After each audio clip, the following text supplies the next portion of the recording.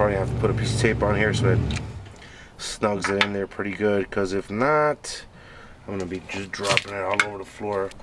Now let's see if we can. Yeah, it's still not gonna work.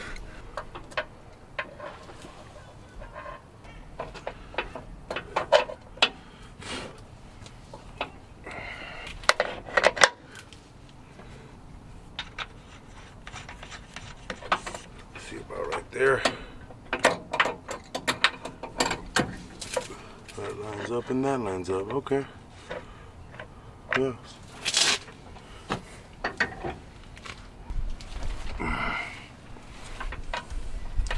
These things are a pain in the ass.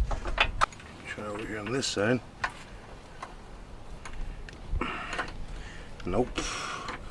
Apparently my swivel socket is too thick and does not work in here at all. It won't fit. This bottom piece right here won't fit. Alright. Let me see if I can get the bottom one at least.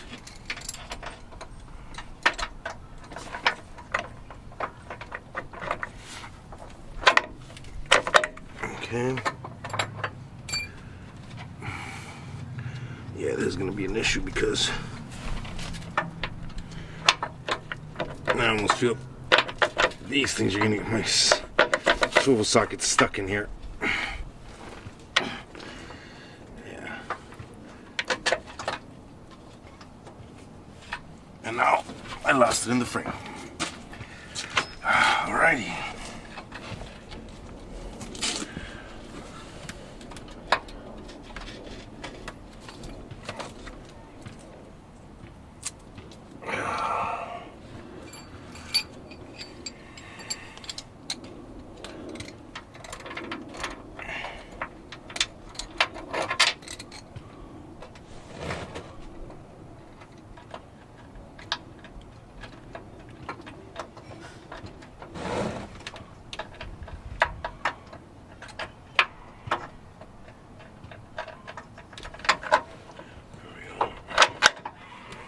Perfect.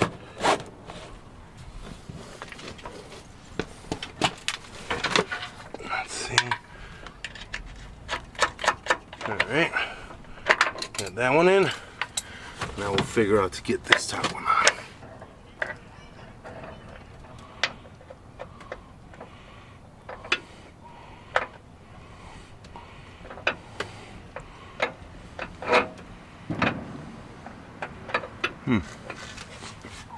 See it there, but man, is it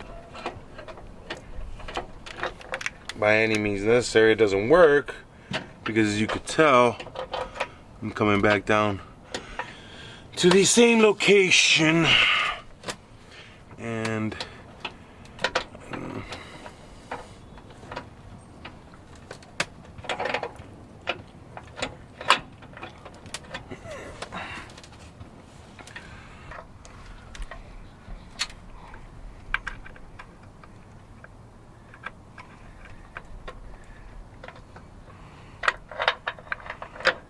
no, I pulled it off. Got it. Here we go. There you go.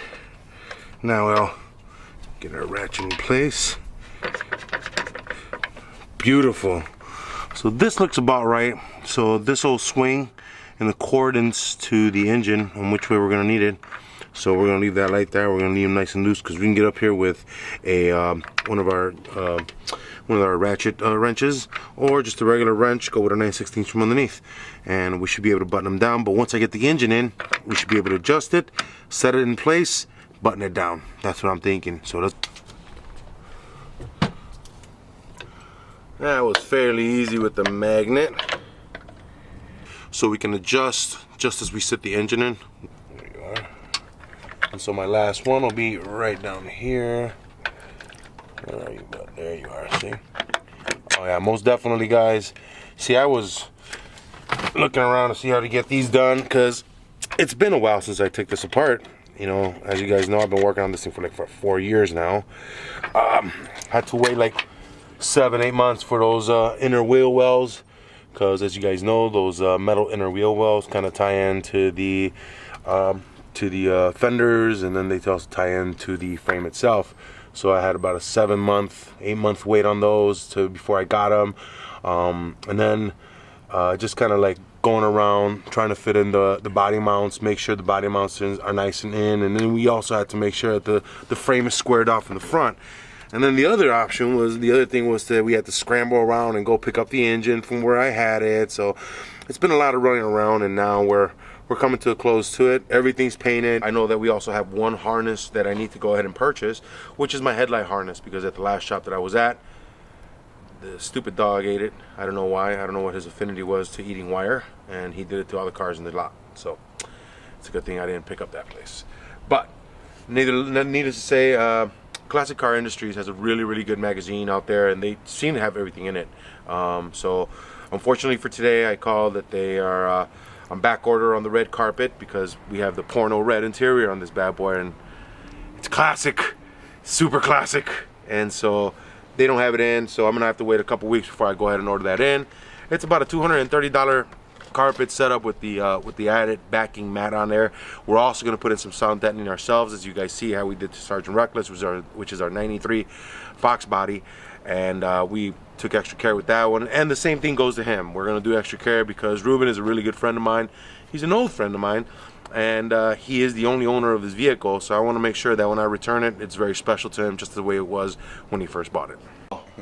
300 horsepower of torque to the flywheel.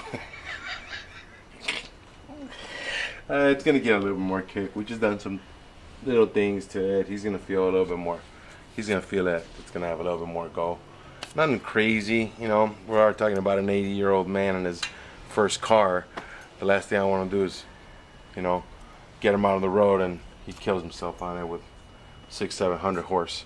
Right now we're just gonna keep it light, probably about 325, maybe. So it's a little bit more than what he's used to. So what I'm gonna do right now, I'm gonna go ahead. I just finished up tightening up all my header bolts right now. I just didn't have them on right, so I just went ahead, tightened them all down, made sure I put the good torque on there. And right now what I'm gonna do, I'm gonna drag this to outside, set up my hoist, get some straps, and set this bad boy in.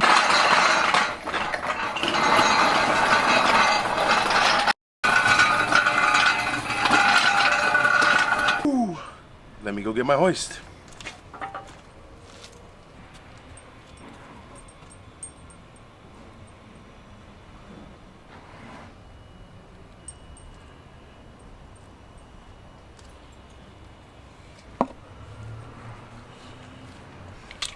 Down a little bit.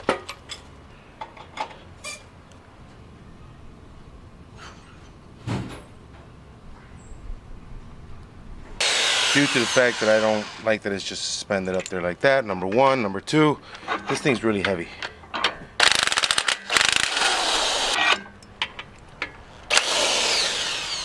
Now I'm in free air. No turning back. I cleaned this up pretty good today. I can already feel the straps crying. Or the hoist. This has a way how it sits.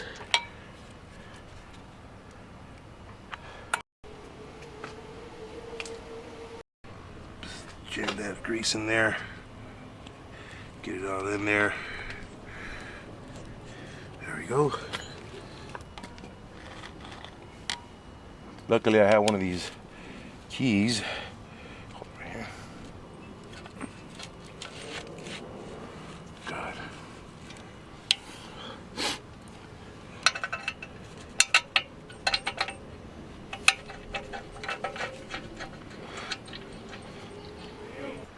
I slid on the throwout bearing along with the arm right there, so I'm gonna go ahead and leave that ready for the transmission. How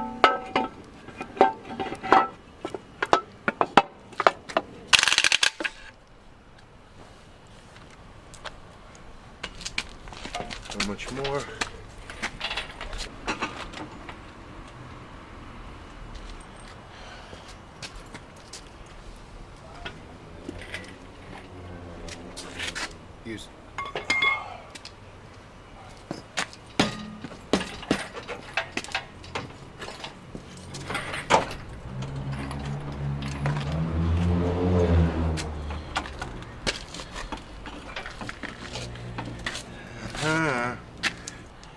My Headman headers are off, and I just took them off just to kind of give myself an idea of what it would look like. This guy should be right, let's say, a foot above your motor mount. So if I was to guess, my dude would probably be around right here.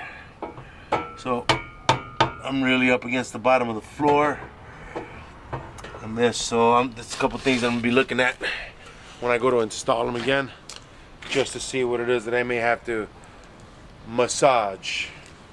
So what I'm gonna do, I'm gonna reinstall everything and at least just set the engine in for today. Alright. How we looking? Not too bad.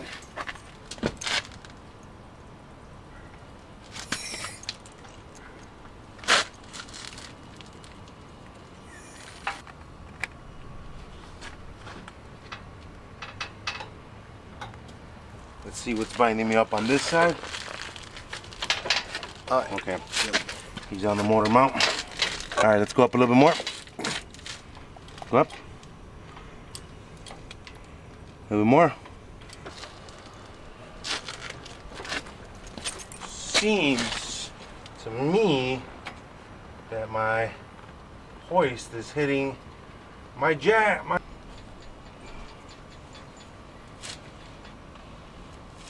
Underneath.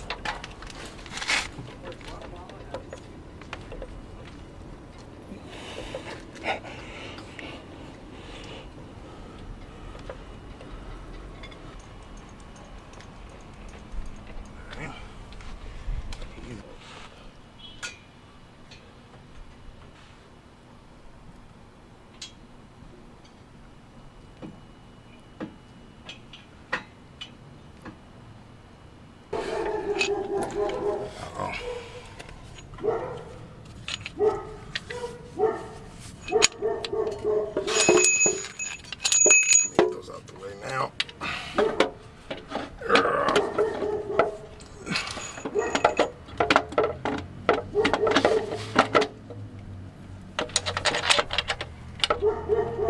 Now I'm putting this up here now because from what it looks like I might have some issue when I get the header in there. Just dancing with this thing and trying to get it in between the header and this. So I figure if I do this now, I might just avoid all that. But things have also known to go pretty bad, and I'll be end up taking it off again. Let's hope that doesn't happen.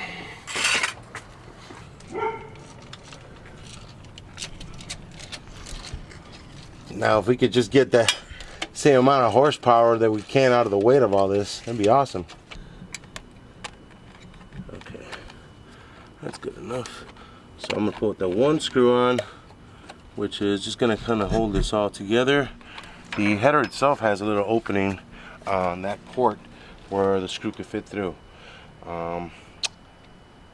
Header installment to our 400 6.6 Pontiac 78 Trans Am. So I can have as much clearance in between here and the top, and you know, over there in front I can finagle something, but the thick part about the headers is right here. So I kind of want to have this open. Get this out the way. Okay.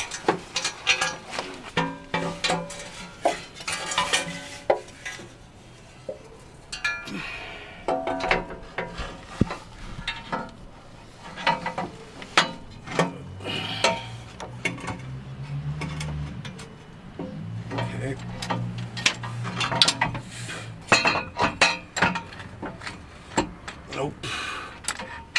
Nope, it's getting snagged right there. Right here on the shifter lever. That's the clutch lever, so I have to remove all that. I didn't want to do that because that's never been removed.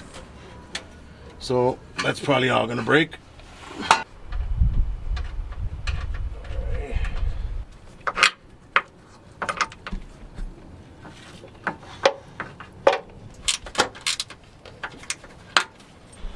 Shifting linkage goes like this.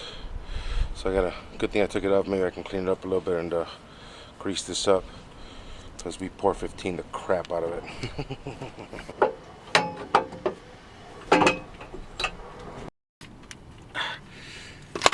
And maybe someone can tell us what I could replace this pig with, because I don't know if it's going to get in between the headers without some massaging. I think, if I'm not mistaken, I think we got it in. Whew. So, it's a combination of things. One, be properly hydrated and fed. Two, have an extra pair of hands. With our good helper and cameraman here, Mano Negras, threw down and got his hands in here and got a little dirty. But we were able to get the engine up. We had to bring it all the way up. We had to remove the starter. We had to remove the bracket that that does the shifting bracket right there. It's attached to the chassis, which we're just going to address, clean up, make it smooth, work smoothly, so our buddy Ruben and his Eddie or legs don't cramp up. So we have to remove the starter, and the only other thing too, we have I have a trans jack down there, and what it's doing on the bell housing, I got it coming up and down. So it helps me bring it all the way up first, set the header in, and then slowly ease it down as you want to screw it on there. That's kind of what we did, and kind of what you didn't see was a 35-minute ordeal of me grunting and huffing and sweating, and believe me, it's only one time that you get to say that's a pretty sight for me. Maybe right now. So, we got one in. Take a look, bask in its glory. I'm gonna go to the bathroom.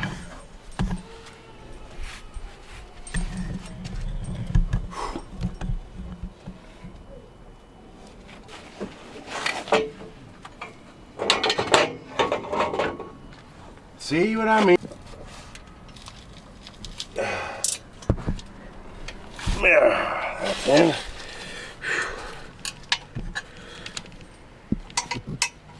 This one's really gonna suck. Pretty much all these inside here are just gonna be the worst because the header bends in real hard and doesn't give you a whole lot of room to put anything like that. Well, maybe I was wrong. Like a quick ratchet in there. Well, maybe I was right. Because now this one's stuck. Especially in the wrong way.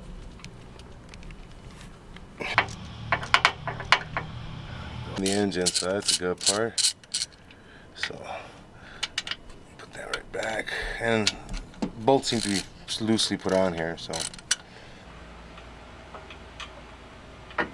This is just somehow the heartaches that you're gonna have to go through when you do custom stuff. So yeah.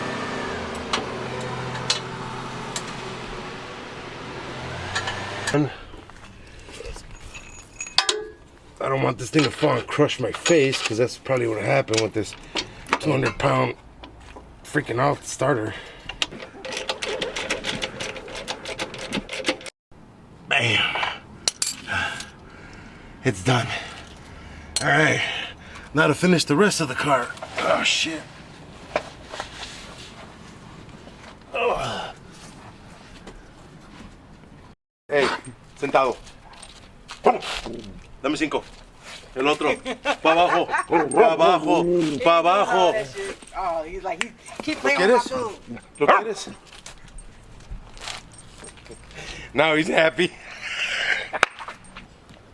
The reason that pit bulls have a stronger bite. I'm so happy that he's happy. He's ecstatic, man. Look at him. He is gonna. He's like a fat kid in a candy store right now.